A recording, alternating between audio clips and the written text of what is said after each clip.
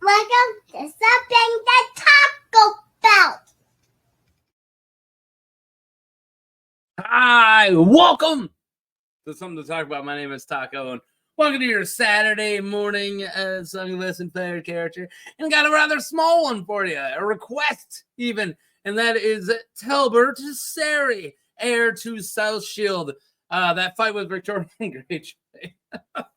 He's like one chapter character, which is fun. This is fun. But yeah, I'm excited. It's Talbert Serry, just a little guy. If you don't know what's going on here, go ahead, pause this, read this, and it might tell you. Ready? Talbert Serry is a knight of House Serry. He is the son and heir of Lord Osbert Serry of Southshield. Talbert is a brave young knight without a beard. No beard. Talbert is good and a quick fighter. Yeah, we'll get to that. In battle, he yields Castle Forge long sword and shield. A white rose of Serry depicted on his surcoat and his shield. So, yeah, we'll get to all that. Let's talk about House Serry itself, though, in the Reach. Right, House Serry of Southshield rules over Southshield, the southernmost shield isle in the Reach. The shield isles are considerable sea strength that were first line of defense during the days when the ironborn raiders tried to sail up the Mander to sack the wealth of the Reach. Guess what? They're doing that again. All right, so like I said, this is a one-chapter character, so this is going to be we're going to cover the taking of the shield isles, and then after that, I got 3 slides, and that's it. So it should be a really short character. And it's all not only in one chapter for the most part, and then some stuff at the end. So 2 of these slides is all one chapter, but not only one chapter, but like the first page of it, like really quick. So, but he kind of made a big impression, especially people who talk about Victorian Greyjoy and things like that. So he made a pretty big impression on Victorian Greyjoy. So yeah, let's get into the taking of the Shield Isles. The taking of the Shields is the opening battle of Euron Greyjoy's new campaign after his accession to King of the Isles in the North. Euron's first strike is a surprise attack on the unguarded Reach, whose armies are campaigning in the Crownlands, Riverlands, and Stormlands. Their main naval force, the Redwine fleet, is besieging Dragonstone in Storm's End. So yeah, so apparently what I'm trying to get at is Euron Greyjoy wings the King's Moot, totally steals it from my boy Gilbert Farwind, and yeah, he like everyone in the Reach is gone. They're either in King's Landing or they're fighting Riverlands or other places. Like, no, guys, left wide open. All we gotta do is just hit the shields and then just Bob's our uncle, all right? And yeah, so Torwood, Browntooth, and the Red Oarsmen lead 12 ironborn ships up the River Mander to draw out the defenses of the Shield Isles. And instead of sailing along the Reach coastline, Euron Greyjoy leads other ironborn ships out into the Sunset Sea so they can attack the shields from the west with the setting sun behind their approach. Harris Harlaw lands on Grimston on the Grey Shield and plants his standard bearer beneath that castle. I just wanted to talk about the other successes and then this one that we're about to talk about. So essentially what I'm trying to say is Isles are here, you know, the land's here. So instead of, and then they like sneak up the river, so all the shield guys kind of follow them up. So it's like gonna catch them by surprise. But instead of them sailing down the coast, they take them way out into the ocean, right, into the Sunset Sea, and then attack from there with the setting sun. So they're even hard to see. So they can pretty much like come out of nowhere and just catch the entire Shield Isles by surprise. That's exactly what happens. So during that battle, Victorian Greyjoy does some stuff. So Victorian Greyjoy's iron victory is riding through the battle with its war drums pounding boom, doom, boom, doom, boom, doom, right? The smaller ship ahead was turning and oars slapping at the sea. So the ship had roses streamed upon her banners, a white rose upon a red shield, and then above that is the Tyrell golden rose on a green field. It's green as grass, right? So when I say roses, it had roses, is because it had the Serry white shield, right, or white rose, right, and then the Tyrell green rose. So yeah, it had two types of roses. The Iron Victory rakes her side so hard that half of the boarding party loses their feet, and then oars on the Serry boat snaps and splinters, and as the larger ship rams it. So he just has the Iron Victory just ram on the side of this ship, right? Vic jumps over to the Serry ship that is he is armed and armored, and his face is behind his Kraken helm, right? The Rosemen are all clutching swords and spears and axes, but thanks to the fact that these weren't Iron Men and they still feared drowning, only 1 of 10 had armor on. And that armor was only a shirt, a sewn scales. Though Vic was alone, he had no trouble fighting all of them at once, right? Only suffering a spear stab that, thanks to his armor, it did very little. It didn't even go through the armor. By then, the Ironborn had followed him into the deck of the broken longship, right? So now he's got his guys coming in. And then when he turns to find his next victim for his axe, he spies the other captain across the deck. His white surcoat was spotted with blood and gore already, but Vicky, I call him Vicky a lot in this, could make out the arms upon his breast, the white rose matching the banners that the man bore on the same sigil on his shield, right? So he had a white rose on his surcoat and on his shield. So across the carnage, Vicky yells, You of the rose, be you Lord of Southshield? Let's find out what he says. Talbert raises his visor and shows his beardless face, his son and heir, Sir Talbert Serry. And who are you, Kraken? And Vic only answers, Your death, which isn't even a nickname of Vic. So I don't know why he said that. So he pushes towards Talbert, and Serry leaps to meet him, and the young knight made his steel longsword sing. His first cut was low, and Vic deflected it off his axe. His second swing caught the Iron Captain upon the helm, and right before he got his shield up. So Vic answered with a sidearm blow of his axe, but Talbert blocks it with his shield. Wooden splinters fly everywhere, right? And the white rose split lengthwise of the crack. The young knight swung his sword at his thigh, and once, twice, and thrice bouncing against the steel. Vic realizes that Talbert is very quick, and then he smashes his shield in his face, and sends Talbert staggering back against the gunwale, which is like the side of the ship. I had to look it up.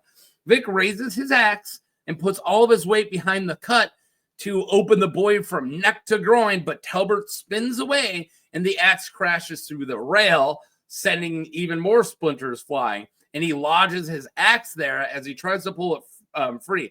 The deck moves under his feet, and Vic stumbles to one knee. So Talbert casts away his broken shield and slashes down with his longsword. Vic's own shield is twisted half around when he stumbled, so he can't use it. So he lets go of it, and he catches the blade in his iron fist with lobster steel crushing. So he catches Serry's blade with his hand. Even though it's an armored hand, still a hand. A stab of pain makes Vic grunt, yet he holds on. I am quick as well, boy, he says as he rips the sword from the knight's hand and flings it into the sea. Talbert's eyes go wide, and he goes, My sword! And he says as Vic catches the boy by the throat with his bloody fist, and then Vic says, Go get it, before tossing him into a blood-stained waters. Wow. Oh, man, that means that we get one of these. Who Poochie's dead! So we got a couple more slides, but that was it. This whole character is that fight. And I really a lot of people who, when they're trying to talk crap about Victorion's skills, they say, oh, well, he struggled with Talbert Serry. And my thought is like, how do you know Talbert Serry didn't kick ass? Like, he beat him, didn't he? But maybe Talbert's like a rock star. And you know what? It's a good fight. Talbert's definitely quick. He definitely wasn't a bad fighter. So I think that people disparaging Victorian skills by disparaging Talbert, gotta reread that. It wasn't that he didn't do horrible. He did really good against Victorian Greyjoy. He's probably a really good swordsman, but he's dead. Maybe. All right. Let's get into the legacy. His legacy. Talbert Serry's legacy is Victorian's hand. So yeah, the hand. So Vic goes on to win the battle thanks to his heavy plate armor and his skills with the axe, dealing death with every blow. After the battle, Victorian asks his men if they happen to fetch Talbert out of the water, and they all say no. And Vic says, "May he feast as he fought in the drowned god's watery halls." Vic thinks that Talbert was different from the other Reachmen, thinking he was brave and almost even ironborn. So he really liked him. But in his cabin, as the back in his cabin, as the Dusty Woman gave that Euron gave him tends his wounds, right? I don't know why I worded it that way, but he goes and gets his hand tended to right away by the Dusky Woman. Euron sends Euron Greyjoy, his older brother, sends Victorian Greyjoy to fetch Daenerys Targaryen from Meereen. Later, anchored off the Isle of Cedars, Vic's hand was still bothering him and has gotten worse after fighting Talbert Serry, and the wound has festered. It's super infected and gross. Maester Kerwin, who I have a video for, so if you want this slide to be a whole video, go watch Maester Kerwin. Like it's a much better video than it has any right to be. I'm actually really proud of my Maester Kerwin video, just so you guys know. Maester Kerwin has little success treating the wound. Vic suspects him of poisoning him as the Maester's attempts to heal Victorion's wound have failed. He's like, he has his hand infected. He's making this Maester he pretty much has kidnapped, tend to it. And since it's not getting better, he's like, you're poisoning me. And, Maester Kerwin has every freaking reason to poison him. So the ship Grief, so a different ship, happened upon Mokoro. Mokoro is a giant priest of R'hllor who was swept overboard by the Salisbury Koran, a boat that he and Tyrion were on, and he spent 10 days drifting in the sea without dying. It's nuts. When brought to Vic, the Red Priest claims to have seen him in his flames, and that Vic will die unless the priest helps him. Behind closed doors, it's actually cool. It's one of the only chapters, this moment here is one of the only chapters the POV leaves Victorion, which is actually really cool. So go back and reread this chapter if it's been a while for you. It's actually super creepy because when Victorion goes into his cabin with Mokoro, the camera zooms out and you just hear like eerie stuff and like the monkeys all jump off the boat. Everyone gets afraid and it's like total like horror movie, like a dark satanic ritual is happening. It's super sick. It is. I love satanic rituals. All right. So yeah, behind closed doors, Mokoro apparently uses I don't know why I can't say his name today. Apparently uses magic on the Lord Captain. When Victorion emerges from the cabin, his left hand is charred and blackened. Vic has Kerwin killed and thrown into the sea under Mokoro's direction, so the fleet will gain favorable winds. Sick. Yeah, so I want to give you guys the rest of the story of the hand of that Talbert Serry did, right? So, is he alive? So first off, this is a request from Brody Day with an assist from Dominic. So thanks for the request. So yeah, Brody Day's like, hey, you should do it. And I'm like, I don't know. And then Dominic commented on his request, like, yeah, you should definitely do it. So thanks to Brody Day for sure. And then Dominic for the assist.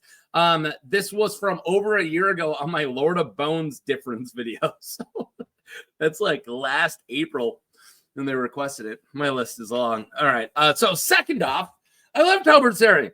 I love this little fight too. It's great.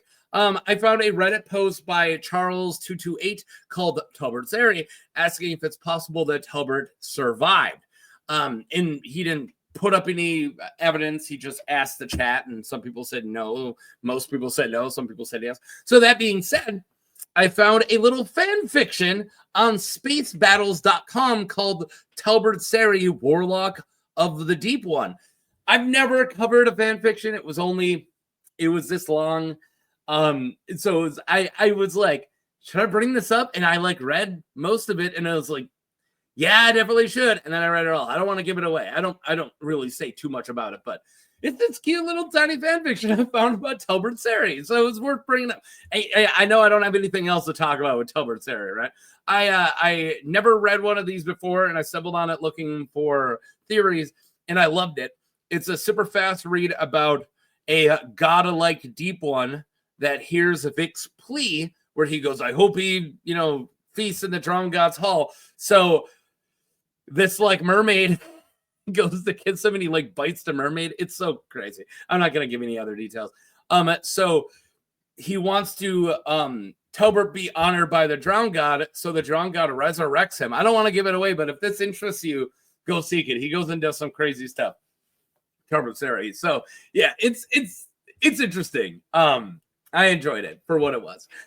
So yeah, thank you guys for watching. That was Talbert Serry. Thank you for the request. If you guys have a request that isn't yet on my list, which I got a pretty long list, throw it at me. If you made it this far, click like, please. Helps the channel a lot. Subscribe, share it to people. I never say that one.